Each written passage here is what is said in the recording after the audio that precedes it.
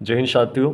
और अभी जो है 22 फरवरी का फर्स्ट शिफ्ट का एग्ज़ाम यहाँ पर ख़त्म हो चुका है और बिल्कुल एग्जैक्ट और सटीक प्रश्न मैं आप लोग के लिए लेकर आया हूँ। वीडियो थोड़ा सा किसी कारणवश लेट अपलोड हो पाया। तो यहाँ पर देखते हैं पहला प्रश्न जो देखिए आप, भरतनाट्यम किस राज्य का शास्त्रीय नृत्य, ये आपसे पूछा गया। तो यहाँ से आंसर हो जाएगा तमिलनाडु। देखिए मैं आपको अपने हर क्लास में आपको मैं बता रहा हूँ कि शास्त्रीय नृत्य से लगातार प्रश्न पूछे जा रहे हैं। एक आपका लोक नृत्य से लगातार प्रश्न पूछे जा रहे हैं, साथ में आपके पुरस्कार से प्रश्न पूछे जा रहे हैं और उसी के साथ में आप यदि बात करें भूगोल की तो यहाँ पर भूगोल से भी आपसे लगातार जो है प्रश्न पूछे जा रहे हैं। तो इनको आप अच्छे से करके जाएं। तो यहाँ से करेक्ट आंसर हो जाएगा तमिलनाडु। आगे और देखते हैं कि यहाँ पर देखिए कि पद्म जो है आपका पद्म सुब्रमण्यम, तो पद्म सुब्रमण्यम को नृत्य रूप भरतनाट्यम के विकासकर्ता और संस्थापक के रूप में जाना जाता है। ध्यान रखिएगा, अगर आपसे पूछ लेंगे भरतनाट्यम के संस्थापक कौन है तो पद्म सुब्रमण्यम यहाँ पे आपका करेक्ट आंसर हो जाएगा। उसके बाद हम इसके बारे में और जानकारी देखते हैं कि भरतनाट्यम एकल स्त्री नृत्य, ध्यान रखना स्त्रियों के द्वारा किया जाने वाला नृत्य है। इस नृत्य के और भी यहाँ पर कुछ कलाकार हैं, यहाँ पर पद्म सुब्रमण्यम याद रखना है, अलारमेल वल्ली, यामिनी कृष्णमूर्ति, अनीता रत्नम, मृणाली साराभाई, मल्लिका साराभाई, मीनाक्षी सुंदरम पिल्लई, सोनल मानसिंह, वैजंतीमाला, स्वप्न सुंदरी, रोहिंटन कामा, लीला सैमसन, बाला सरस्वती। तो ये जितने भी आपके सामने दिखाई दे रहे हैं सभी के सभी आपके भरतनाट्यम के कलाकार हैं, ध्यान रखिएगा। प्रश्न नंबर अगला आपके सामने है कि रुक्मणी देवी को पद्म भूषण पुरस्कार कब दिया गया। तो यहाँ से करेक्ट आंसर हो जाएगा आपका 1956। यदि इनके जन्म की बात करें तो 29 फरवरी 1904 मदुरई में इनका जन्म हुआ था। और जैसे कि आप देख पा रहे हैं ये है कौन, तो रुक्मणी देवी, ध्यान रखना है आपको साथियों। ठीक है, देखिए ये भी आपका शास्त्रीय नृत्य से लगातार दूसरा नंबर का प्रश्न, तो ध्यान रखना है आपको। प्रश्न नंबर 3 आपके सामने है कि भारतीय संविधान में देखिए मौलिक कर्तव्य और मौलिक अधिकार से लगातार 2 दिन से लगातार प्रश्न पूछे जा रहे हैं, इसलिए आप अनुच्छेद अच्छे से पढ़ के जाएं। अनुच्छेद से आपके प्रश्न बन रहे हैं, कम से कम पॉलिटी से 2 से 3 प्रश्न आपके यहाँ पर बनाए जा रहे हैं।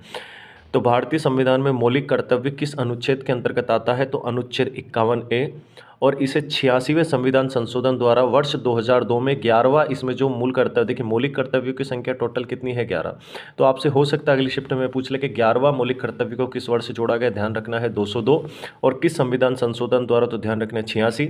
लेकिन इस प्रश्न का उत्तर हो जाएगा अनुच्छेद नंबर 51A, ये आपको ध्यान रखना है। फिर आपसे विज्ञान से प्रश्न पूछा गया कि गैस से ठोस में बदलने की प्रक्रिया को क्या कहा जाता है, तो इस क्रिया को कहते हैं निक्षेपण।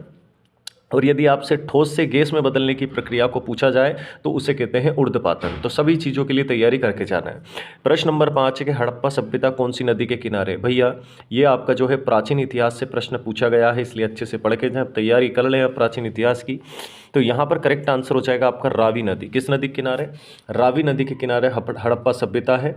और देखिए इसकी खुदाई 1921 ईस्वी में श्री दयाराम साहनी के नेतृत्व में आरंभ हुई। यह नगर अवशेष सिंधु नदी के किनारे सक्कर जिले में स्थित है। इसी के साथ मोहनजोदाड़ो से यदि आपसे प्रश्न पूछ ले, भैया ध्यान रखना है सिंधु घाटी सभ्यता में 2 बड़े महानगर थे, एक हड़प्पा ध्यान रखना है और दूसरा हो गया मोहनजोदाड़ो। तो मोहनजोदाड़ो शब्द का सही उच्चारण है मोहनजोदड़ो। इसकी खोज किसने की थी, राखलदास बनर्जी ने 1921 में। ठीक है, ध्यान रखना है ना। और यहाँ से इसका आंसर क्या हो जाएगा, तो ध्यान रखना है दयाराम साहनी जी ने।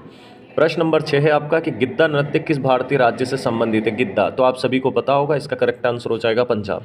लेकिन और भी देखिए पंजाब में और भी है, कौन कौन सा, भांगड़ा है, डफ है, लुड्डी है, झूमर है, जागो है और धमाल है। ये सभी के सभी आपके कौन से राज्य से संबंधित हो, तो ध्यान रखना है ये भी आपके पंजाब से है। फिर आपसे एक स्पोर्ट्स से प्रश्न पूछा गया, अंजुम चोपड़ा का संबंध किस खेल से है, तो ध्यान रखना है यहाँ पर इसका करेक्ट आंसर हो जाएगा क्रिकेटर। और इनका जो जन्म है ध्यान रखना 20 मई 1977 को हुआ था। ये 46 वर्ष की है और कहाँ हुआ था, नई दिल्ली में। ये भारतीय क्रिकेट टीम में ध्यान रखना है एज ए क्रिकेटर, यानी कि जो है आपका बल्लेबाज के रूप में जानी जाती है और ऑलराउंडर भी है। और इसी के साथ में ये भारतीय टीम की कप्तान भी रह चुकी है। ठीक है, ध्यान रखना है अंजुम चोपड़ा, ये देखिए आप। ठीक है, चलिए अगला प्रश्न है प्रश्न नंबर 8। ये भी आपके प्राचीन इतिहास से पूछा गया है, राजा श्रीधर वर्मन किस वंश से संबंधित है। तो यहाँ से शक वंश आपको ध्यान रखना है, शक वंश आपको पढ़ के जाना है, कुषाण वंश आपको पढ़ना है, गुप्त वंश आपको यहाँ पर पढ़ना है, इसी के साथ आपको मौर्य वंश यहाँ पर पढ़ के जाना है। ये सभी के सभी वंश आपके टॉप मोस्ट हैं, इनको आप अच्छे से पढ़ के जाएं। फिर बात करते हैं फीफा अंडर 17 वर्ल्ड कप की। तो FIFA under 17 football world cup 2017 कहाँ पर आयोजित किया गया। देखिए एक आधी प्रश्न आपके अगर आउट पूछे जाते हैं 1 साल के करंट अफेयर से पहले के, तो उससे ज़्यादा माइंड नहीं करना है। ठीक है, बाकी के हमारे पास जितने प्रश्न बन रहे हैं, ठीक है 59 जो है आपके यहाँ से 79 प्रश्न फिर भी आपके हाथ में है। ठीक है, चलिए तो यहाँ का इसका करेक्ट आंसर हो जाएगा इंग्लैंड में, ठीक है। और देखिए फीफा का आपसे पूर्ण रूप पूछ ले तो क्या हो जाएगा, फेडरेशन इंटरनेशनल फुटबॉल एसोसिएशन, ठीक है, ध्यान रखना है। फिर इसी के साथ यदि आपकी इससे स्थापना पूछ लें फीफा की, तो ध्यान रखना 21 मई 1904 में इसकी स्थापना हुई थी और इसका मुख्यालय कहाँ है, पेरिस फ्रांस में, ठीक है, ध्यान रखना है आपको। चलिए प्रश्न नंबर 10 आपसे पूछा गया गांधी इरविन समझौता किस वर्ष हुआ था। तो यहाँ से भी देखिए, अब ये जो प्रश्न है आपके आधुनिक इतिहास से पूछे जा रहे हैं, तो आधुनिक इतिहास को आप यहाँ से अच्छे से कवर करके जाए। दूसरा, कांग्रेस अधिवेशन आपको पूरे के पूरे अच्छे से पढ़ के जाना है। फिर अगला है कि जनगण मन किस अधिवेशन में गाया गया था, उसी के साथ आपको वंदे मातरम किस अधिवेशन में गाया गया था, तो ये भी आपको यहाँ से पढ़ के जाना है, ठीक है। तो इसका करेक्ट आंसर हो जाएगा गांधी इरविन समझौता हुआ था वर्ष 1931 में। प्रश्न नंबर 11, साइमन कमीशन भारत कब आया। तो यहाँ से करेक्ट आंसर क्या हो जाएगा, 1927 आपको ध्यान रखना है। तो यहाँ पर ये 11 प्रश्न थे, आपके ध्यान रखना है। और इसी के साथ कुछ प्रश्न आपके करंट अफेयर, तो करंट अफेयर्स लगातार 6-7 प्रश्न आपसे पूछे जा रहे हैं और पिछले 6 महीने का आप करंट अफेयर्स पढ़ के जाएँ, इससे बाहर नहीं। एक आध प्रश्न जैसे कि मैंने अभी बताया आ सकता है, तो उससे कोई ज़्यादा माइंड नहीं करना है। बात करते हैं हम लोग हिंदी की, तो हिंदी आप सबसे पहले देखिए हिंदी में आपसे क्या पूछा जा रहा है। तो पर्यायवाची आपसे पूछे जा रहे हैं, 2 से 3 प्रश्न पर्यायवाची के लगातार आए हैं। विलोम शब्द आए हैं, शुद्ध वर्तनी आई है, मुहावरे लोकोक्तियाँ एक शब्द में, तत्सम तद्भव अच्छे से आप कवर करके जाएं ये वाला टॉपिक। सार्थक शब्द, समास, संधि और यहाँ पर आप उपसर्ग और उपसर्ग के साथ आप एक और टॉपिक लिखें, वो है प्रत्यय। उपसर्ग और प्रत्यय, इनको भी आप यहाँ से अच्छे से कवर करके जाएं, ठीक है। चलिए तो ये हो गए आपके हिंदी के टोटल, याद रखिएगा यहाँ से लगातार प्रश्न पूछे जा रहे हैं, ठीक है। और आज की शिफ्ट में भी पूछा गया।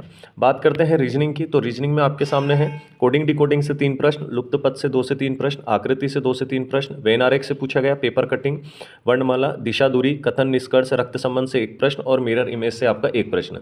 तो ये टॉपिक आपके रीजनिंग में लगातार इन टॉपिकों से पूछे जा रहे हैं, ठीक है। फिर आते हैं गणित की बात। तो गणित की यदि हम बात करें तो देखिए ध्यान से, गणित में आपका साधारण ब्याज से 1 से 2 प्रश्न पूछे गए, चक्रवृद्धि ब्याज में 2 प्रश्न, क्षेत्रमिति में 1 प्रश्न, लाभ हानि और बट्टा से 1 से 2 प्रश्न, रेलगाड़ी से, समय कार्य से, औसत, बोर्डमास, एलसीएम एचसीएफ, अनुपात और प्रतिशत। देखिए जिस भी बच्चे ने अभी तक जितना पढ़ा है केवल उसका रिवीजन करें, कुछ नया पढ़ने का प्रयास ना करें, ठीक है। यदि आपको पासिंग मार्क्स लाना हो, एग्जाम क्रैक करना हो, तो आप रिवीजन करें, कुछ नया पढ़ने के चक्कर में ना पड़े। ये जो टॉपिक आपके सामने है, इन टॉपिक को अच्छे से कवर करके जाए। और अब जिनका जो है कल एसएससी जीडी का एग्ज़ाम है, मैं इंपॉर्टेंट प्रश्न का एक पीडीएफ में आपका गणित का डालने वाला हूँ, ठीक है। 8 बजे तक आपके पास आ जाएगा। आप चैनल को सब्सक्राइब करें ताकि नोटिफिकेशन आपको मिलता रहे। चलिए मिलते हैं अगला एनालिसिस के साथ, तब तक के लिए जय हिंद, जय भारत, वंदे मातरम।